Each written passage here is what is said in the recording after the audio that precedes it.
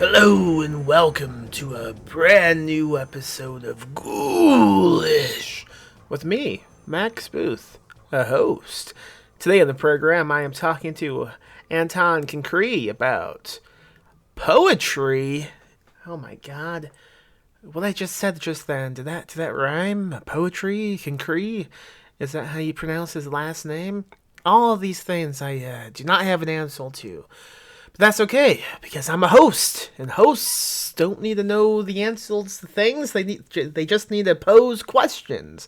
And I hope I've posed many questions in the few seconds I've been recording this introduction. I am talking to Anton about poetry because he is a poet. And he does know it. Yeah, he does know it because he wanted to come on Ghoulish to talk about poetry. He chose the topic because he has a new book to promote. Actually, it's been out several months now, but when we recorded this podcast, it had just come out. I'm just late with uploading certain episodes of the podcast because sometimes the idea of doing anything at all seems like an impossible task, and I put things off and until I feel like doing things again, and that's what happened. I'm feeling like doing some things now, so I'm putting out this podcast. I'm scheduling new episodes, new guests to talk to. Exciting times in Ghoulish land, assuming one of those moments of not wanting to do anything doesn't happen again. And why would it happen again? It only happens all the time, right? What am I talking about? I'm talking about poetry with Anton Cancre. His new book, Meaningless Cycles in a Vicious Glass Prison, Songs of Death and Love, is available now. We will have a link to it in the show notes in case you forget what I just said, or for some reason didn't understand what I said, which is understandable. I do speak like an absolute lunatic sometimes. That's what they say, you know. That's what they say.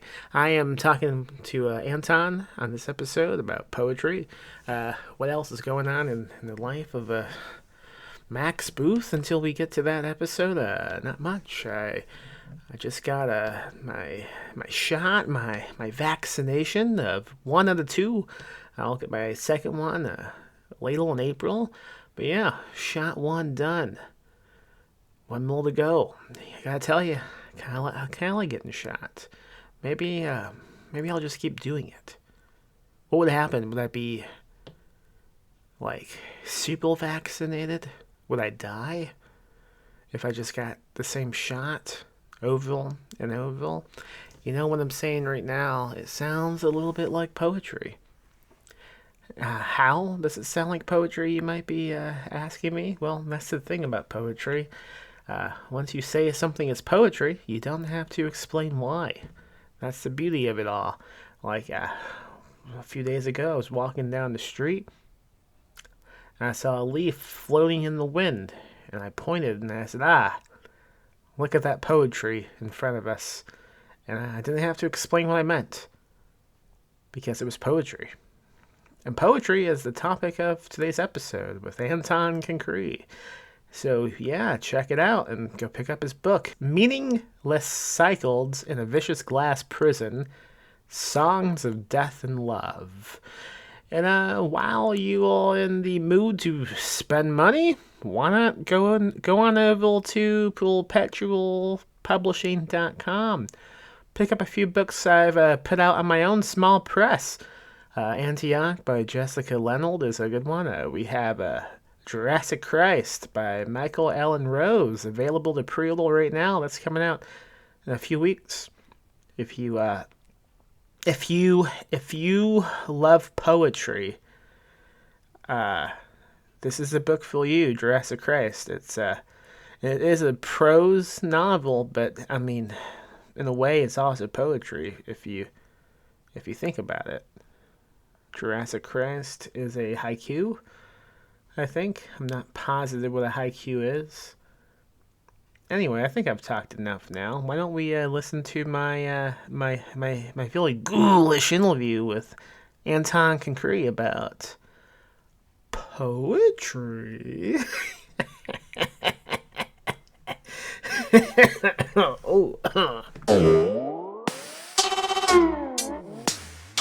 I am just a ray of sunshine of a human being, and I always look for the best in people. Oh, that sounds like something a poet would say. Or somebody that works at a school that keeps drilling into our heads to always assume positive intent, even for the kids trying to punch you. No, it doesn't sound like that at all. And I have no bitterness regarding anything whatsoever. Are you being truthful right now, or is this some type of poet trick? That is obviously a poet trick. Because I'm hoping on this episode, which has already begun, by the way. Oh, hey, awesome! That you can teach me many poet tricks. I've filled poet tricks before. I had a plan. Yeah. For this. Okay. That and since the episode's already begun, that's even better. Because my plan was to try to make you write a poem in the course of this episode. I will have you know I've written thousands of poems in my life. Oh, well, damn it. Yeah. So, eat shit, Anton. You're not making this easy on me. As it was, I was sitting here, had been thinking like, hey, I'm going to be able to be the first poet on Ghoulish. That's and not then true. You had to have fucking Cynthia Pelayo on here beforehand. I also had Jessica McHugh talking about an excellent poetry book, A Complex Accident of Life.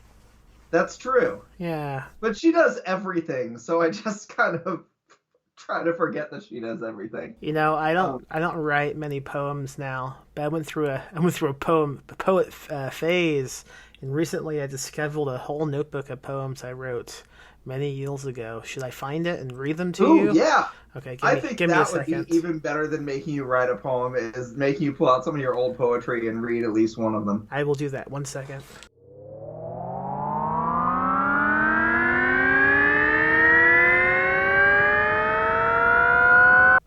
Hey, it's me, Max Booth. From the present, coming in on a past episode. So what happened was I looked around my house for 10 minutes to find this notebook, and I couldn't find it. So I finally gave up. And this is where we continue with the episode. Ooh.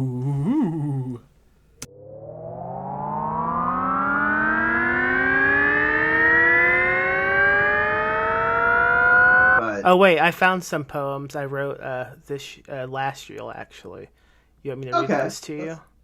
It's not as fun as like teenage poetry, but we can do some current poetry. So these are called badass poems that I wrote for a live event. Okay, so it's 1, 2, 3. It's like 6 poems. Okay, this is poem 1.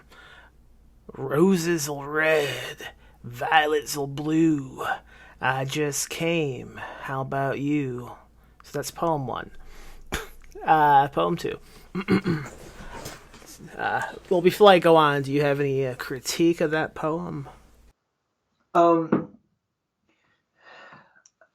mean, I think honestly, your delivery of it should have a little bit more like breathiness to it. You're almost on the edge of growling, but yeah, I feel like that'd be before you came. Okay, so poem 2. Afterwards, like maybe it should end with some snoring or something. I disagree. Poem 2. I went to the Cleon bookshop in San Diego and pissed in everybody's Diet Pepsis, and nobody noticed Because Diet Pepsi tastes like piss, even when it doesn't have any piss inside it. Neil Gaiman, you have consumed my piss, just as the planet has consumed your piss for the last 3 decades. Fuck you, Neil Gaiman. You will not badass. You are a basic bitch. And if we were in a jerk-off contest right now, I would come much more than you would come. It would be an ocean of cum at the end of the lane. So that's poem 2. Oh, the ocean of cum at the end of the lane. I think if that one is not titled The Ocean of Cum at the End of the Lane, then I feel like you missed the mark somewhere on that. I am a professional poet, and I don't title my poems. Like any professional poet knows, it's the right way to do anything. Okay, Max Dickinson. Okay, so next one. I write badass poetry as I get pegged from behind. Rhymes and stanzas rammed into my badass butthole, along with a giant lubricated dildo I nicknamed Michael Shannon. Emily Dickinson would be proud. I bet she would blurb my poetry collection. I bet she would say all types of cool shit about it. Fuck, yeah. I love to be pegged. It is badass. If you don't like to be pegged, then you will not badass, and you cannot read my poetry. Bukowski is an old man, and he is dead. I am young and not dead. Being young and alive is badass. Being old and dead is not badass. Fuck you, Bukowski. Fuck you and your dead old face. So that's poem 3. Are you sure these aren't just going to be retitled Fuck You, insert name of author or poet here? Yeah, I'm pretty sure. Okay, because I feel like you're missing the mark here. Like, that would be a good collection. Okay. Well, that'd be a marvelous title for one. I have 2 more left, so we'll see if you agree. Okay.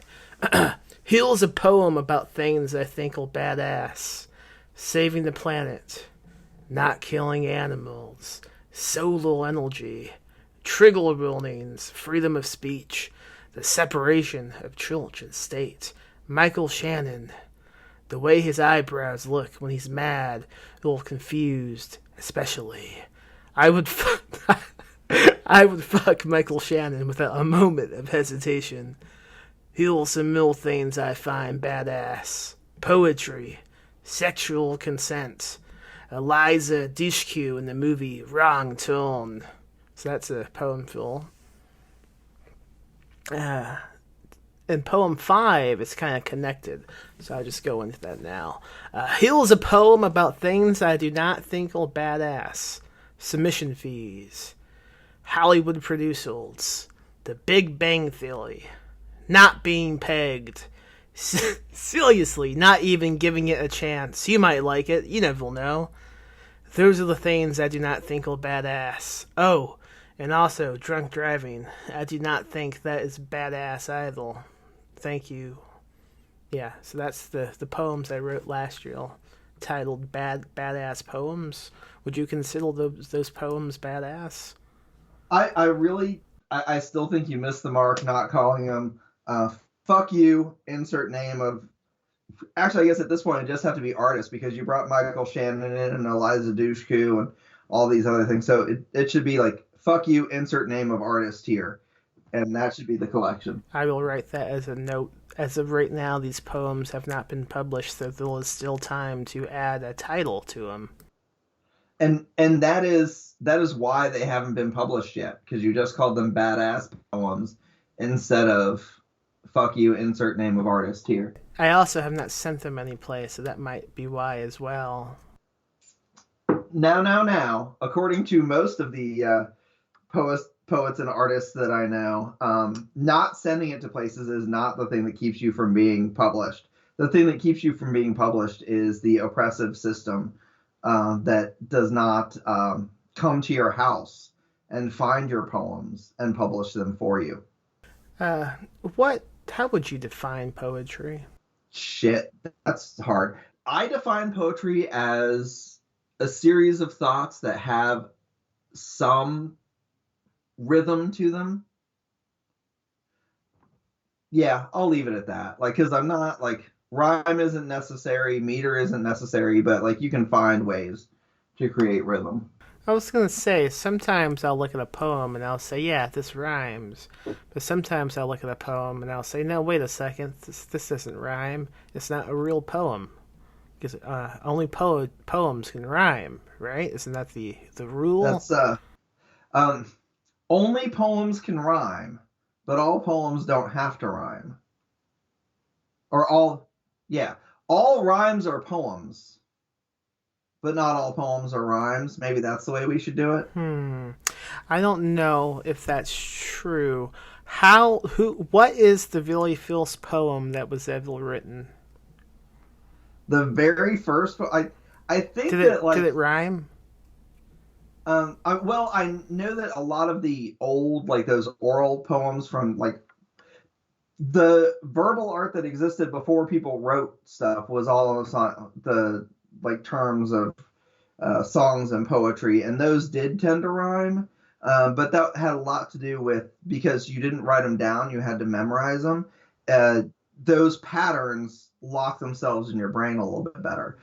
So I'm gonna say, without any research, that yes, it did rhyme. Who came up with the rhyme? He was a poet and did not know it. Was Um, that Homer? yes, Homer Simpson. I Well, believe that was in episode oh, 352 of The okay, Simpsons. that's a good episode. So, back to Homer the poet. What's up with that guy? How come his poems were so long? They really liked long poems back then. That was just like, I mean, you didn't have shit to do, so like once you farmed, like what are you gonna do with your time? Like, okay, we dug some ditches, we put seeds in it. Now we have all day, so we're gonna sit around and we're gonna drink fermented beets and listen to Homer go on for 10 hours. Yeah, first you dig some ditches, then you build some witches, then you reside down in your Dragula, and you write some poems. Exactly. Yeah. That one I know was Homer. That I think that was one of his earlier works. He didn't quite have things smoothed out as much as he would later on, but yeah, I recall that one from my ancient Greek poetry class that I took in university. In that class, did they tell you how they wrote these poems down? Paper wasn't invented yet. Were they just stabbing nails into, I don't know, stone? Were they engraving these poems? How long did that take? They very heavily tend to overlook the importance of human skin prior to the public access to things like papyrus, or I mean, yeah, later on they use lamb skin and things like that, but like the OGs used human skin. And so I mean, Homer went through billions of people. I'm pretty certain that Homer killed more people than Genghis Khan did, just in the process of writing the Iliad. Wow. That's, uh, disgusting. How can a poem be spooky? Um, when it doesn't rhyme, then it makes people very uncomfortable. But even more so if the poem hides itself underneath your pillow at night. You know, when it climbs out of whatever book it's in and then hides under your pillow, and then somewhere around 2 o'clock in the morning, it climbs out and whispers in your ear that it's watching you masturbate. That's a pretty fucking spooky poem. That's pretty cool. You sent me some spooky poems and I read them, but I don't think I think they invented a bunch of words. Like I'm looking at this Poe poem. Oh shit, is that why his name's Poe? Anyway, I'm pretty certain. I'm trying to figure out if it was if he was named Poe because poetry invented him, or if poems were named poems because they were invented by Poe even before Poe was born. Poe show. Anyway, the line of this, the opening line of this poem is low. What the fuck does that mean? What's low? How is that a You, poem? are you saying you never like lived through like the late '90s and early 2000s? Like we all know about getting low. No, I'm 12. I'm sorry.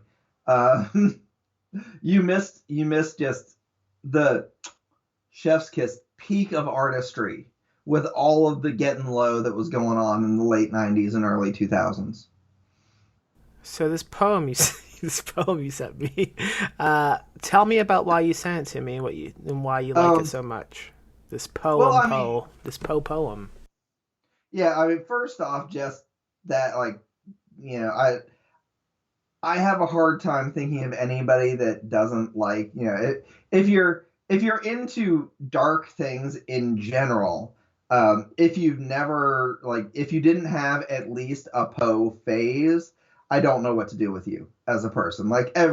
You had to have had, like, Poe may not have been your first, but there was some point where you were just like slurping down Poe like it was your favorite dick.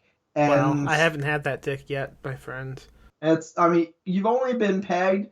I will tell you, if pegging is badass, take it from the other side every once in a while. You catch a pretty solid load of Poe in the back of the throat on a good night, you'll sleep well. My only experience with Poe is we read some of his short stories in school, and I was like, not for me. It all depends on the ones that they read and if they bothered pointing out things. Like I remember a class that had us reading Fall of the House of Usher, and they didn't mention at all that those two siblings were fucking.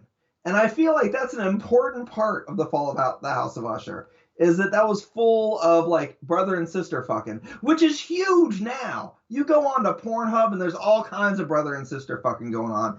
And Poe was like centuries before that. Like he knew what was coming down the pipe, even if he didn't know what the internet was, even if he had no idea what Pornhub was. He knew that there was gonna be a day where like brother and sister fucking was the thing, and like he was in on that early. Unfortunately, he was also an alcoholic and probably kind of a jackass and died. Why I was he think a he probably jackass? I don't like he just like if you read some of his articles and stuff that he Yeah, wrote, yeah. he sounds like one of those like bitter people that probably like nobody would want. There's a reason he was lonely, and it was probably because he was like one of those people that's an asshole, but then Yeah. complains because he doesn't have any friends all the I know time. lots of Like I'm people pretty like that. certain. Yeah, I know what you mean. I think But maybe poets are just bad human beings. why else would you do this shit? I don't know. If you knew how to interact with actual human beings, why would you talk to pieces of paper in the middle of the night? Just write a paragraph, write prose. It makes way more sense. Exactly. Wasting Write a paper. story that has details in it that make sense instead of things like "'Tis a Gala Night." Yeah, If what we're does going that back mean? to the What the fuck Oscar does that award, mean? What's a gala? No one knows. What's a knight? I don't know. the knights are those things on the chessboard Oh, that I look like a see. horse. So Yeah, knights are horses. those are. So it was a gala horse. Oh, that's not true. Okay, there was a horse that was dropping it low Oh, within okay. the loathsome latter years. So there was or lonesome. Sorry. So there's something about lonesome dove. I remember that was a cowboy thing. So there's a cowboy's ladder. What the So there's fuck a is a horse dropping it low with a cowboy's ladder, and there's an angel in a thong. what is a bedite? I've never heard that word in my life. Bedite? Bedite? I don't know. Do you know what I'm talking The about? version that I linked to you actually has that definition linked. Oh shit, that's why it's If you can highlighted. figure out how to use hyperlinks and click on the bright blue thing, I see that now. it is to dress or decorate, especially splendid or impressively. Is that like a So poism? it's Poe liked his obscure words. Yeah. What a piece of Um, shit. yeah, I'm pretty certain he was one of those people that just like like I like his stuff, but he had his head up his own ass. Like he's like I don't know if you watch Letterkenny, but I have taken on like pull your finger out your ass as like my go-to thing, and especially like since we already dealt with pegging, pull your finger out your ass and put a good sized fake dick in there. Well, just like anything made of wood. Yes, anything made of wood, preferably unsanded and definitely unfinished wood. So Unless the what do you finishing has a lot of teach? Speaking of stuff that you is gonna get you arrested. What do you teach? I am a walking, talking cliche, so of course I teach English. Okay. So do you teach I, this I am poem? the English teacher that also writes. Do you teach this poem? No, the school that I work in, the students, like teenagers now, and really teenagers ever, like they're like you try reading this thing to them or trying to get them to read it, and they'll just tell you to fuck off. Like that's not gonna do it. We're in the age of WAP right now, so you know if there aren't fat asses, and they don't know initially that this starts off right away talking about a horse dropping it low for a cowboy's ladder right from the beginning, and then there's an angel in a thong. Um, you know, it takes them a bit to get to that point. So no, as much as this would be kind of fun, I have occasionally taught some of the stuff by like Linda Addison is a bit more relatable to students, so I like using her. Plus, she's amazing. Really, anytime I can, you know, throw her at people, I like to do so. So, you know, if I'm teaching poetry, I try to stick with some of the more modern people. I mean, you mentioned Dickinson in your poem, and I dig Dickinson, but she lived a different world than we live in now, and I think that we need to like get things that are a little bit more What do you mean by that? immediate. What do you mean by that? She lived differently. What's wrong with the way she lived? I mean, to be like for her time, like she was pretty badass. Yeah. When we were talking about badass poetry, like Dickinson was pretty. She was pretty ballsy. Like I dig her, but you know the world's different. People don't talk that way anymore, and the kids look at that and they're like, "That's stupid." Well, maybe the kids should talk like that. Maybe we should bring it back. That could be the option to try to move towards eventually. Maybe I'll do that, or I could just like you know again I could pull out like poems like The Conqueror Worm, make them read that first, and then after reading that, if they read Dickinson, they'd be like, "Oh my God, Dickinson is so amazing. Her poems are short, and they kind of make sense." All right. Well, without being a prankster like you have been, walk me through this poem and tell me what's going on. Okay, so we can look at it honestly. Although it's been a long time since I read this one. You linked it to me. You're the name one who of it. sent it to me. So I read it at some point. Okay. Like it's been I had a Poe phase. I've gotten past my Poe phase. Like I read Poe every once in a while, but I mean to be honest, like his stuff is a little much. But no, okay, so you know we have like this, you know, party going on in late years, and you know a bunch of angels that are dressed really nicely, and everybody's there to see a play going on. Okay, not all that exciting of a setup, but that's what's going on here. The orchestra is getting ready to play this music that, you know, if we're keeping in mind that these are angels there, these are like, you know, the lofty of everything. So, of course, they're playing the music of the spheres. They're playing out existence on here. There are mimes trying to play God. The fact that he used fucking mimes in this. I mean, you want to talk about something that's spooky. Mimes are terrifying. Agreed. And they're flying back and forth. The fact that he refers to them as puppets kind of give that sense that they aren't in control, which no actors ever are. Somebody gives you a script, you do the script. Um, that's all you're there for, is to like act out the bit. That's being unreasonably shitty on actors. Someone needs to introduce Poe to improv comedy. That's I don't think that Poe would appreciate improv comedy. Okay. I'm pretty certain he would look down his nose at all things. He certainly Poe was very big on, like, his poetry is very formulaic. That's another reason I wouldn't really teach this, is it's so tightly bound to the form that these words that he made up were largely because they fit the meter or they fit the rhyme scheme for it. Which, granted, Shakespeare made up words all the time because of that, but it kind of gets old after a bit.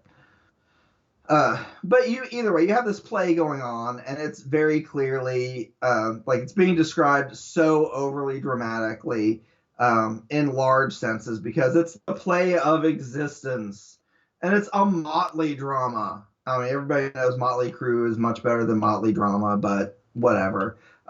Motley Drama was the later like emo version of the band. That's me being funny because I'm hilarious. Oh, I was letting the silence last so I could later add in a drum noise. Thank you. Um, but I mean, this poem is largely dealing with the set of regular life being played through as a play being put forth for the entertainment of angels, and then you have the crawling shape, which is the conqueror worm, which is of course definitely the allegory for Satan, because What? Satan was a snake, and snakes used to have legs, but then the snake told people to eat an apple, and so God cut off its legs, What the and it had to fuck? crawl around on its tummy. What are you talking about? That was like that's in Ye Book of Revelations. I don't know what that I means. love the Is that in fact that Goodreads?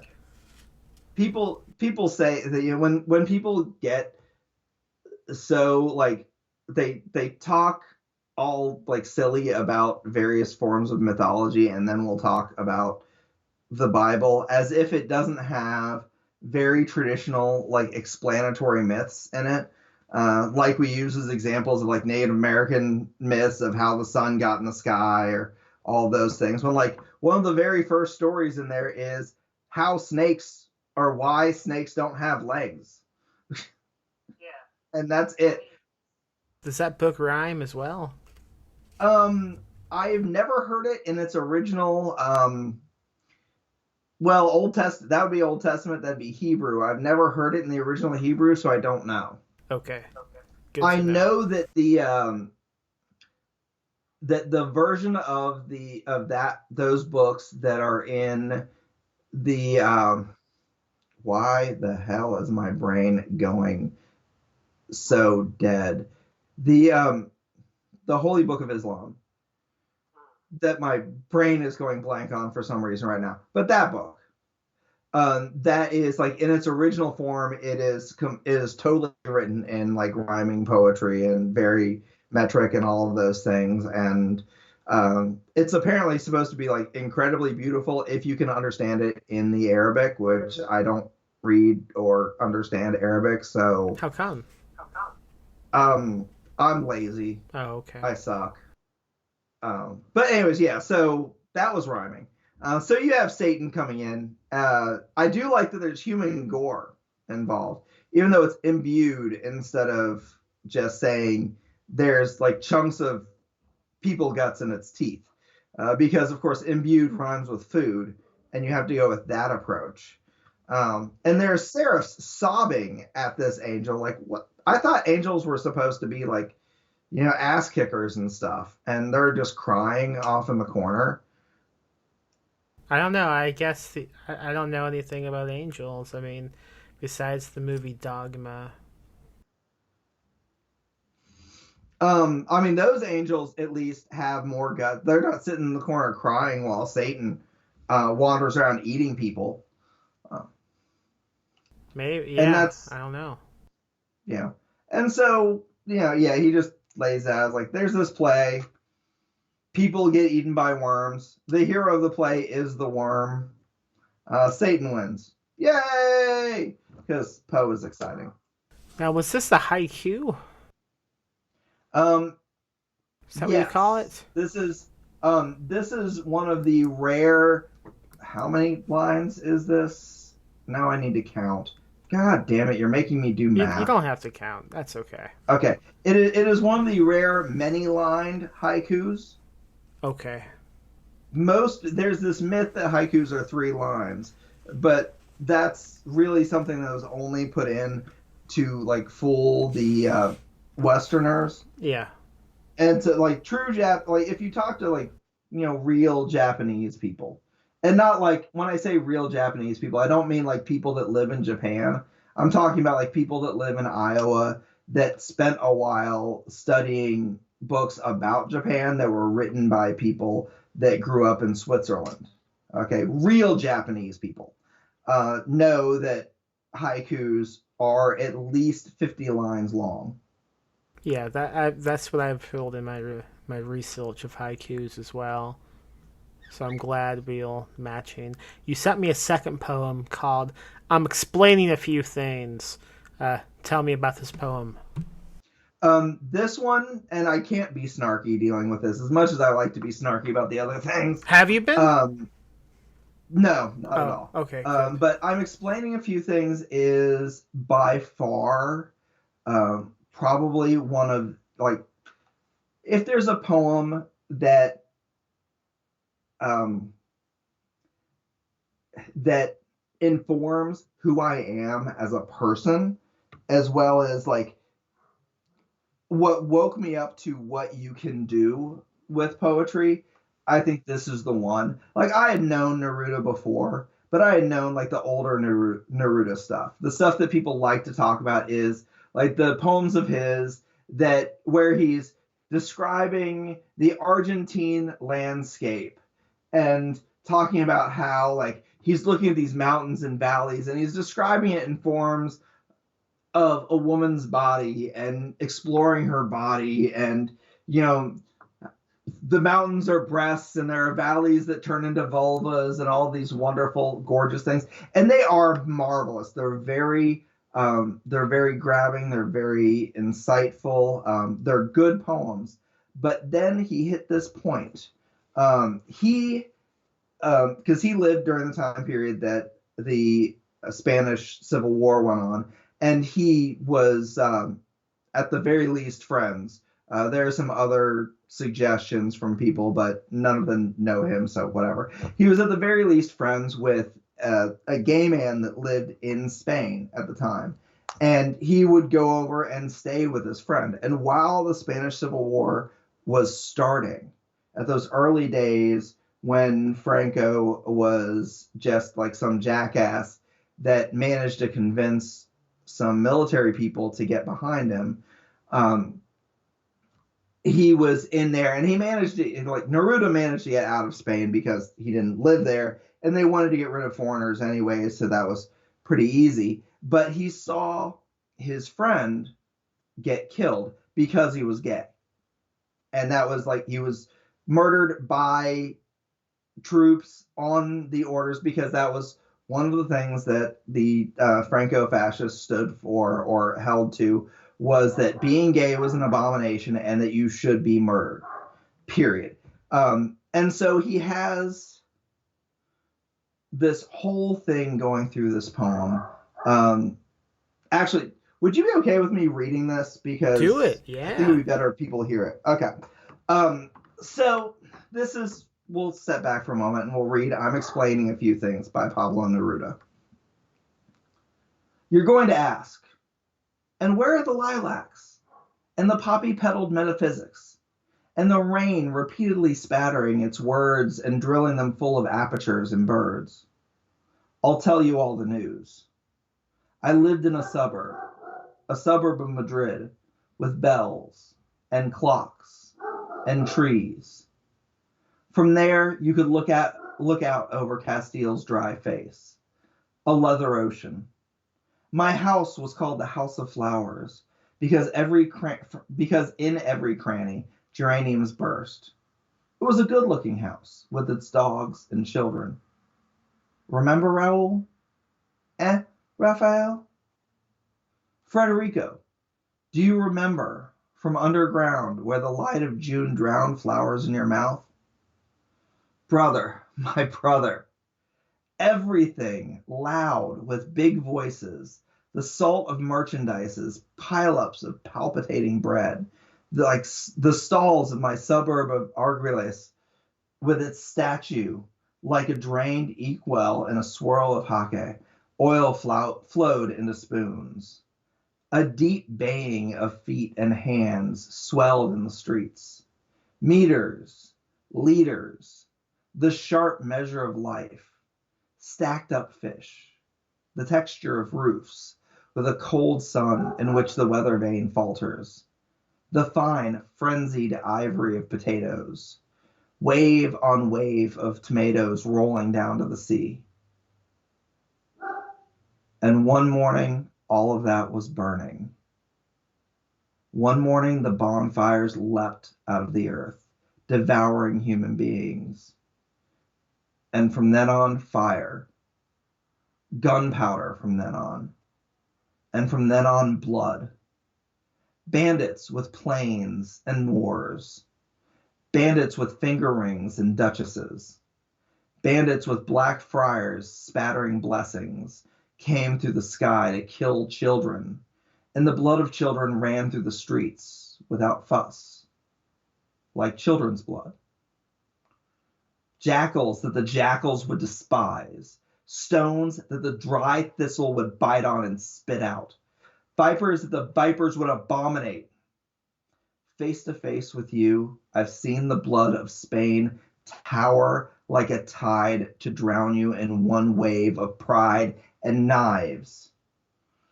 Treacherous generals, see my dead house. Look at broken Spain.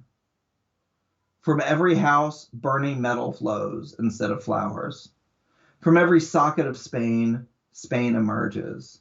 And from every dead child, a rifle with eyes. And from every crime, bullets are born, from which one day we'll find the bullseye of your hearts. And you will ask, why doesn't his poetry speak of dreams and leaves and the great volcanoes of his native land? Come see the blood in the streets. Come and see the blood in the streets.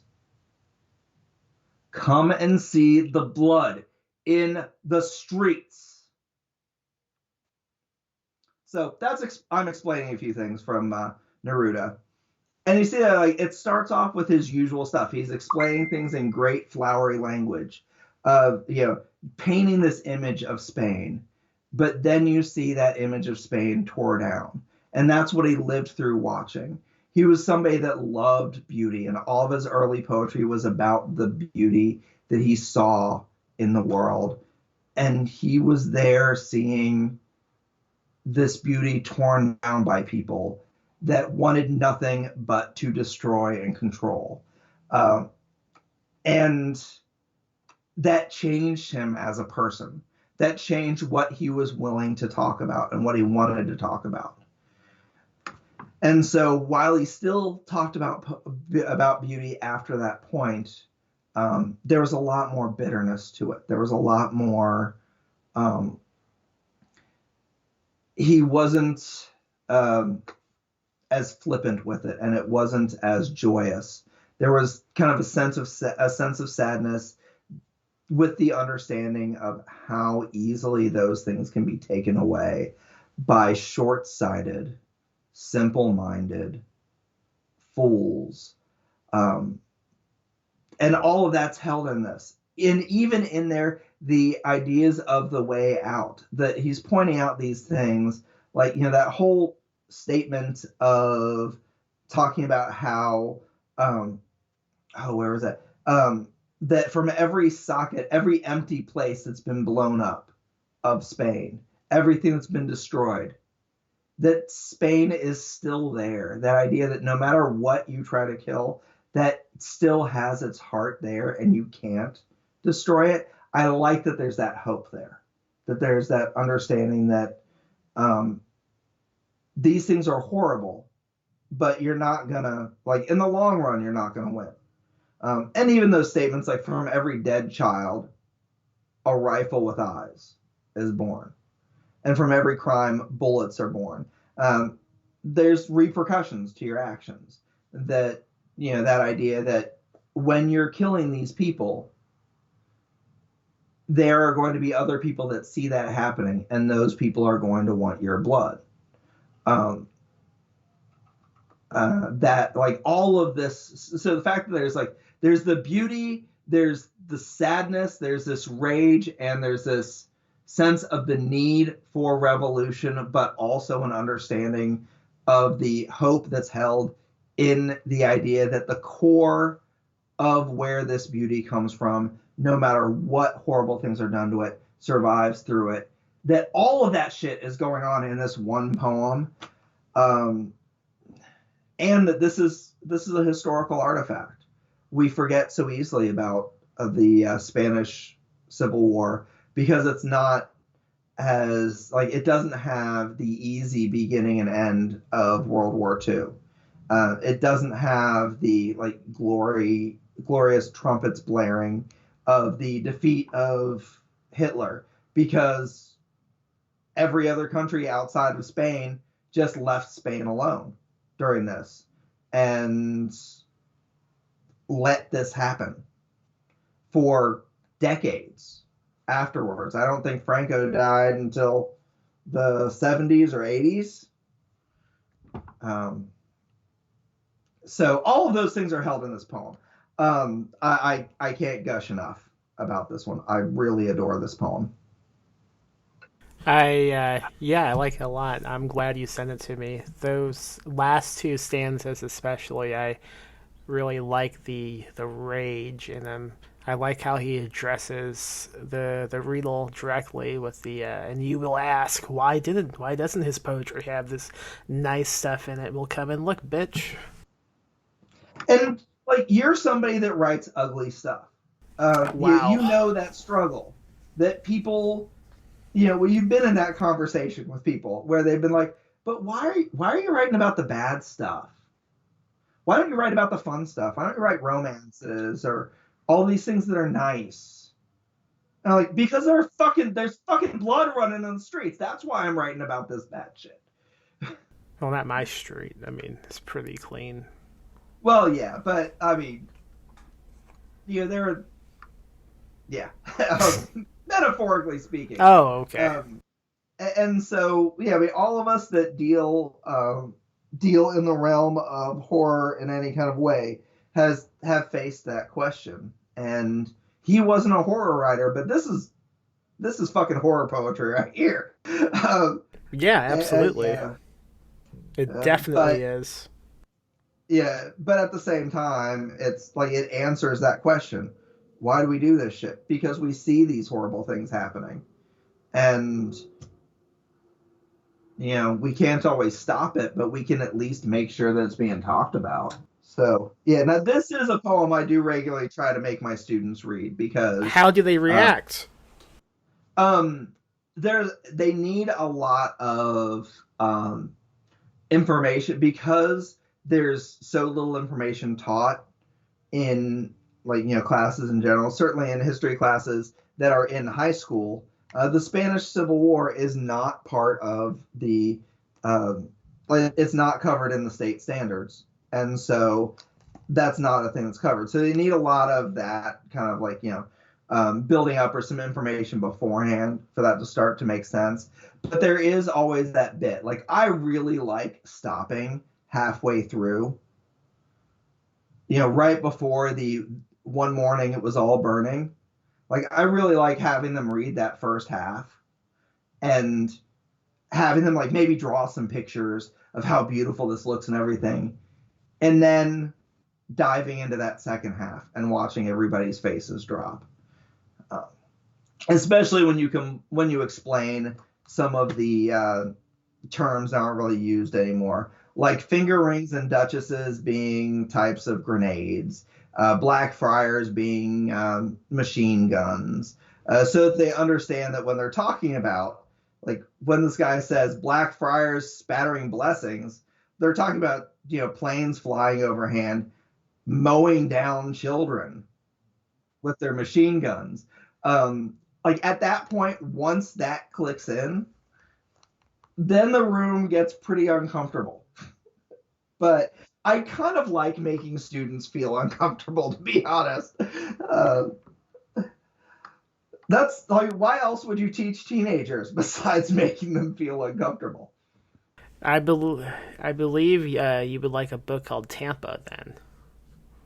Tampa? Yeah. Who wrote that? Alyssa Nutting. Okay.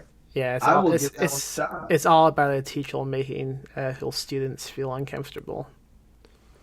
Okay. That definitely sounds like my kind of thing. Okay. Tell me about this collection you just had come out with a really long title. Yes.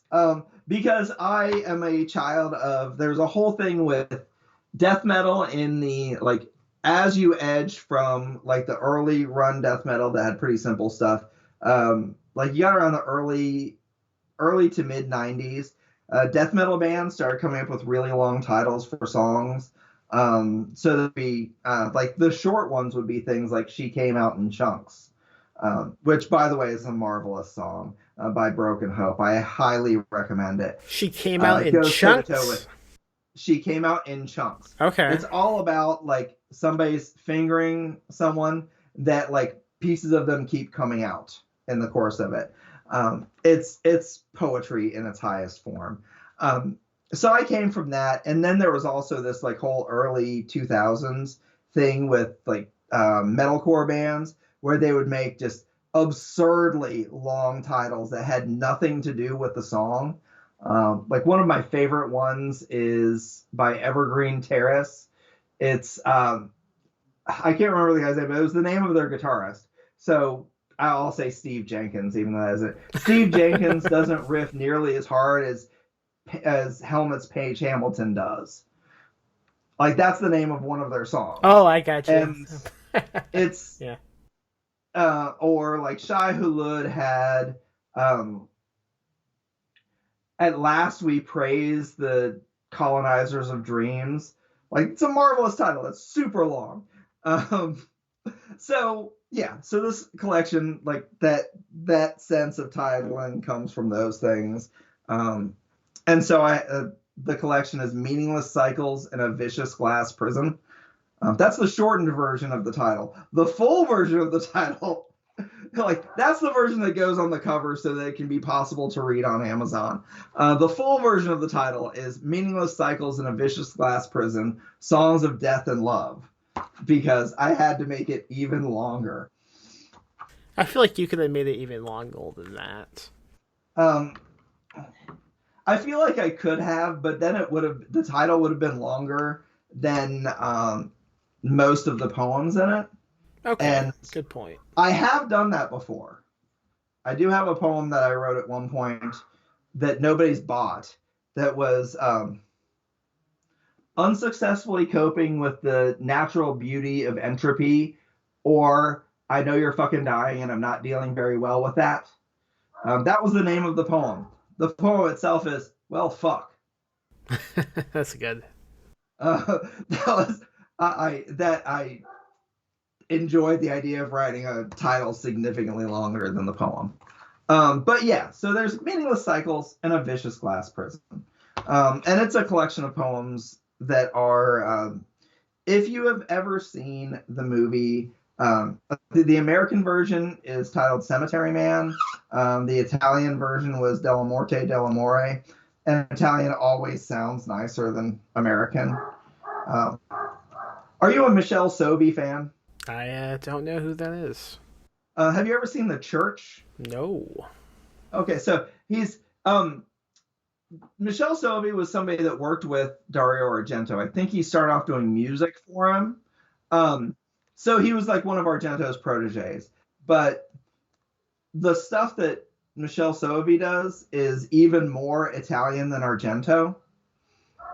if you can imagine the idea of like a movie being more like essentially Italian than him. Um, there is the sense of a plot, kind of, but Okay. it's mostly about images and there's like over the top philosophy in it. And it tries to be really meaningful without actually succeeding in being so. Um, the church is an absolute, like plot wise, is an absolute mess, but watching it is gorgeous and weird. Um, it's a fucked up ride. But he also did this movie, Della Morte Dell'Amore, that again was released as Cemetery Man. It's really hard to find now, which sucks because like it's one of the ones that just hasn't been picked up by like streaming services or anything. And so you can buy like old school DVDs of it for like 35, $40, which is kind of absurd to pay for a DVD. But of course, I own one of them because I'm kind of obsessed with this movie. And I took the images from that and made them into poems. So that's what this is. Um, Interesting. that's what all of that nonsense was around. Is there's this movie about people that for some reason at this cemetery, 7 days after they die, they come back up alive, and you never know if this is like just localized to that cemetery or if it's a worldwide thing or what. Because the guy that runs the cemetery really doesn't give a shit about anything outside of his circle, anyways. So, there are zombies coming up. He shoots him in the head, buries him back again. And there's also a like romance and like halfway through it becomes a completely different movie than it seemed like it was at the start. Um, it's very, very weird. Um, it's super weird. But there's like, there's a dude that wanders around shirtless most of the time. Nice. He looks pretty hot. Yes. There's Anna Falchi that she's got the largest aureolas that I've ever seen, and she's topless pretty often in this. It's an Italian movie. If it's an Italian movie and there are not boobs, then somehow like somebody messed up and didn't follow their contract. Wow. That's a bold statement to make. Um, if you have seen an Italian movie without boobs in it, then I'll believe that that's an option. But I don't believe that there has ever been. I think that the very first Italian movie, I'm pretty certain, was just like somebody just zoomed in on a pair of boobs. And that was it. That was their movie. Like it was like their 3D version of that like train running towards the screen. Only instead of people screaming when the train hit, there were like Italians trying to lick the screen. All right, listeners, do you hear that? That's a challenge. If you know of any Italian movies without nudity involved, I guess tell us. Yes, please contact Anton Cancre. I will give you, if you can find an Italian movie without boobs in it, then I will send you a free copy of my book. I'll do that. And if you can't, you're going to have to buy it. And how can they buy it? Oh, yeah, that would be helpful. They can buy this marvelous piece of weird-ass work through Dragon's Roost Press. They're the publisher of it. However, Dragon's Roost does only have the digital version. You can also get the digital version through Barnes and Noble. Those are those ones tend to be better options because the other option, if you're just ordering a version, physical copies tend to come from Amazon. And like Amazon's fucking horrible and evil. I mean, I still use them just like all of us do. We all bitch about them, but then we still like, then you need something and they're the place that has it and you're like, God damn it. This is one of those kind of circumstances. But you can, dear listeners, if you choose to contact me, Anton Cancre, through like I'm Anton Cancre on any of the social medias that I'm on, which is Facebook, Twitter's, Instagrams. I don't. No, I have a TikTok, but I never look at it, so that's probably not helpful. You can contact me through there, or you can go to my website, which is kind of funny because I'm a Luddite and I still have a Blogspot website. So you can laugh at my stupid antoncanker.blogspot.com website. But if you contact me and order it, first off, you're not giving money to Amazon, which is awesome. Second, any copies that are ordered directly from me, all of the proceeds from it get donated to the Trevor Project. That's, I think right now is especially a heavy time that the Trevor Project and the good things that the people there do are needed. So if you're ordering a copy directly from me, all the money I make from that sale goes to the Trevor Project. And in addition to all those wonderful things, you also get a free chapbook of some poetry that nobody would ever buy. But you get it for free. So that's pretty cool. And in addition to that, I'll write you a personalized poem inside the book. So you get all kinds of cool stuff for like $12. That's pretty awesome. And I don't even keep the money. I'm giving it to other people to help them out. So like really, ideally, you should buy it from me. But if you can't, and you want to have a physical copy, get it from Amazon. And if you don't care about a physical copy, then get the digital copies either from Dragon's Roost Press or from Barnes and Noble.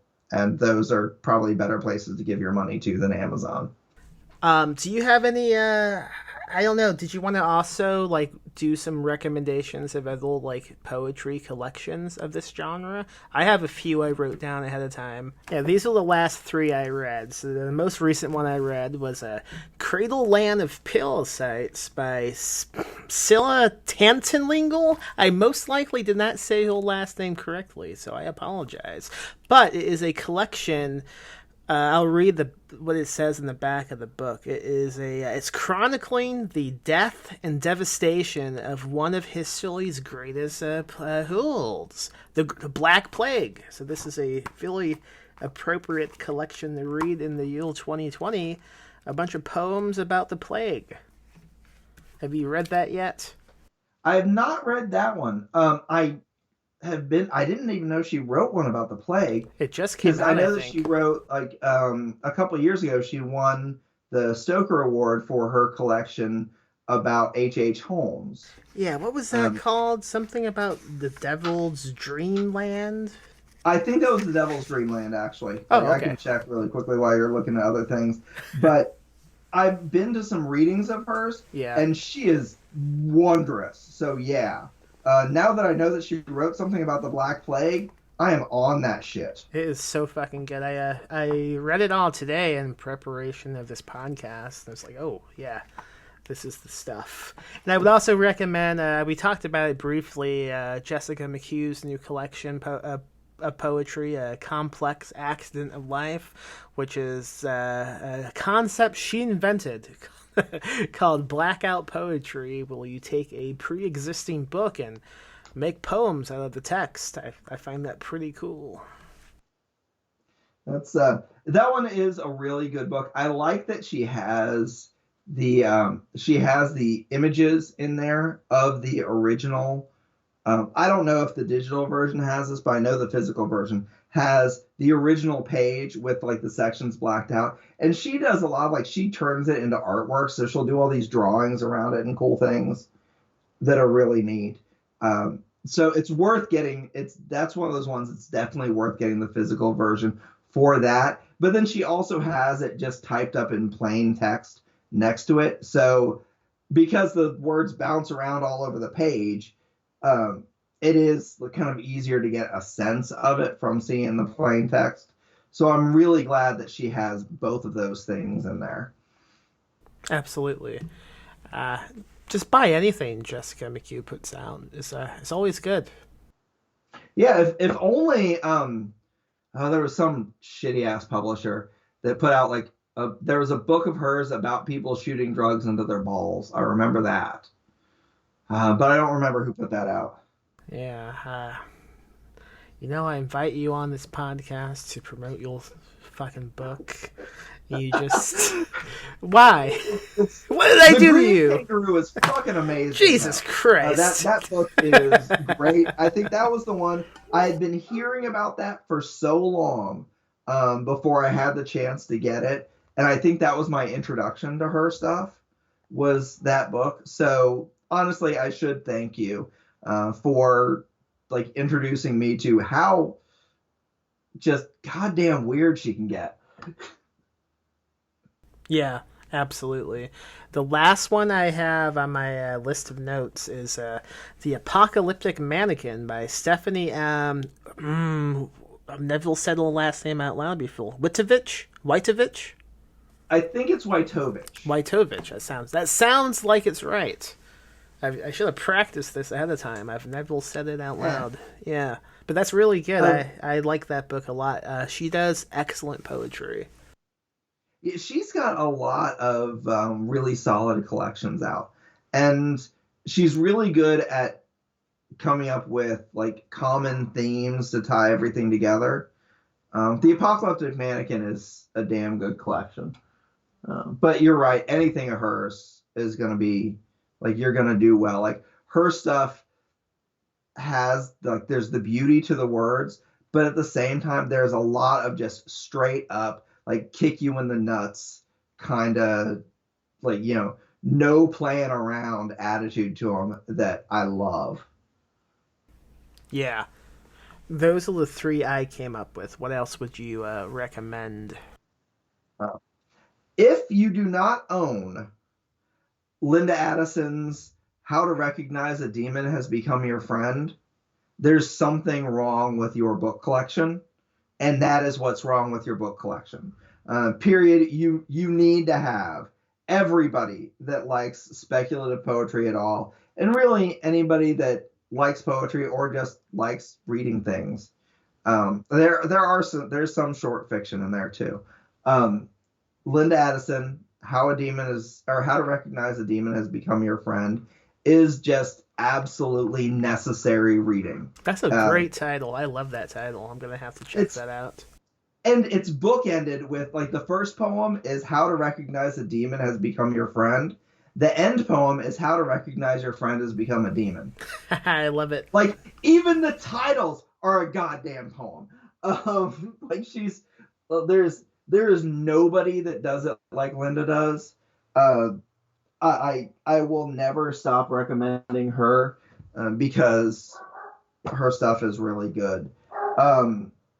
I also there's the one that I want to recommend to people that is a bit hard to find now. But if you can find it, I highly I would suggest doing this. There is a book by Marge Simon, who's still pretty hefty in the horror poetry realm. But Marge Simon and Charlie Jacob wrote a book together. Charlie Jacob is kind of unfortunate she didn't reach the level of notoriety that I feel like she should have. I like Ed Lee. Charlie Jacob buries his shit, and he admits it. Like her prose, she is so much grosser and so much more impactful than him, and so much fucking weirder. And then she writes this book of poetry that is chronicling the 7 days in the end of humanity via a virus. Because, of course, we're talking about things related to viruses. This is a great time for that. So Charlie initially wrote the book while she was in the hospital. Charlie suffered from Parkinson's, and even better for a writer and somebody that lives entirely, like mostly through their mind. There's a type of Parkinson's I didn't realize that Parkinson's can also have an aspect of dementia to it. And so she was getting both the physical pain and the lack of control of her limbs, as well as dealing with the degradation of her intellect, and the loss of who she was as a person. And during one of the really heavy early bouts of that, when they were still kind of figuring out what was going on, she spent a week in lockdown in a hospital. And she just kind of wrote this, like, going with the idea that, she was worried that this was the end of her, extending that to the world. And it is such an, like, as a collection, it's so incredibly honest. It could be comparable to the Spoon River anthology, where there are each of these bits that tell one person's story.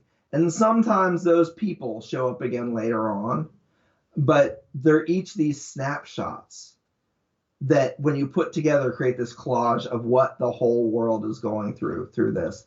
And so it's both very universal and so incredibly intimate. And if you can get through that thing without bawling your fucking eyes out constantly, you're probably dead inside. But it is an amazing book. I would love to see some publisher pick that up, just to keep it alive. Charlie Jacob passed away a couple of years ago, like a year and a half ago, I think. Sorry.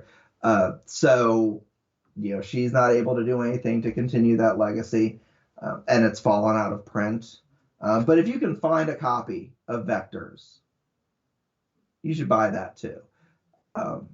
So, yeah, I'll go ahead and say those ones. Oh, and Donna Lynch Donna Lynch and her partner Stephen Archer did this collection, Witches, that is, like, Stephen Archer is a visual artist. Donna does poetry. So she wrote the poems. He's got these images that go with them. That's this, like, artwork that he did. That's kind of a weird combination of, like, painting and collage together in it. And so, like, the way he paints, you can see some of the paper underneath that sometimes is stuff that has writing on it, sometimes is not. So you get these, like, layers of effect from the images as well as her poems, and it's amazing. That one is available through not Dragon's Roost, through Raw Dog Screaming Press, and is 100% worth the $20. That press is great. They always put out really good books and also really good poetry collections. Yeah, they're one of the few presses that has a dedicated poetry line, and they very clearly understand, like, they aren't just somebody that's like, I'll do some poetry. Like, they are fans of it, they're lovers of it, and they understand how to make it work. They have a specific type of poetry that they tend to do. So, like, if you like something from one of their books, you can pick up another one of their books and you'll be happy with it. Hell yeah. One last time, what is the name of your new poetry collection? Oh, yeah. Okay. So that would be helpful. We'll keep going back to that. That is Meaningless Cycles in a Vicious Glass Prison. That is by Anton Cancre. That would be me. It is, again, available through Dragon's Roost Press. That's Dragons with a apostrophe S. Roost, Roost, Press, or through Barnes and Noble, or through Amazon, The Horrible Evil Place, or you can contact me directly through any of the social medias, and you can order a copy from me, and you can get extra cool stuff and have that money be donated to the Trevor Project, so it's helping other people out. And if they wanted to follow you and contact you on social media, what should they look for? That would be helpful. I go under just Anton Cancre. That's what I appear on in Facebook, in Twitter, and in Instagram. And as I said, there's also a TikTok account, but I never look at it, so that's not really going to be helpful to anyone. All right, well, this has been fun. I still don't quite know what a haiku is, but that's okay. Thank you for doing this. Have a good day. Well, thank you for submitting to my badgering. to allow me on your show. Yeah, thanks for wanting to come on. You didn't give me much choice, did you? Well, it was either that or you have to just keep tolerating me bugging you all the time. So now you won't have to deal with me bugging you so much. Now I can just block you. Until you do some more Castle Rock radio, because then, I want to get on some point in time and we could talk about his tillable fucking poetry. Oh God, yes. There's so much to do with that. And if other people that are listening to this don't realize, Max was on an episode of a podcast I run, the name of the podcast, by the way, is the Spectrio Garage. It's on iTunes, it's on Google Play. But Max was on an episode where we talked about the marvelous poetry of one Ernesto P. Kleinemax. That marvelous bit of poetry that was the nerd porn auteur. So yeah, we've already talked shit poetry before. That would be fun to talk Stephen King's shit poetry. It's gonna have to happen. I've wondered how to do episodes on those fucking awful poems, and this would be a good way to make it happen. I'll have to get with you later on about that. I will definitely be 100% down for that. That would be so much fun because, oh God, that is just, yeah. I forgot he even wrote poems. I think he did too. I have to pull out my copy of Night Shift to look at those again. Yeah, the one that's dedicated to Owen. This is the title or something. To Owen, I don't know. Anyway, I gotta go pee. So end of episode. Okay. Goodbye.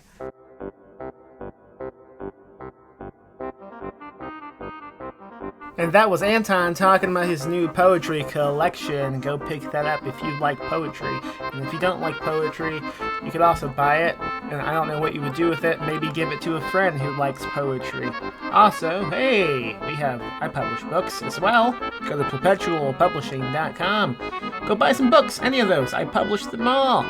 My greasy fingerprint on all those books. So go buy some. And leave a review on iTunes of this podcast, Ghoulish, with me, Max Booth, a host. I want those spooky reviews. Get as spooky as you can in these reviews. Make little potential listeners go, oh my god, what a spooky review I just read. Ugh! Ah! So yeah, go do those things I just said a second ago. Okay? Thank you. Now this is the end. Ha ha ha! Ha ha! Ooh, ha ha!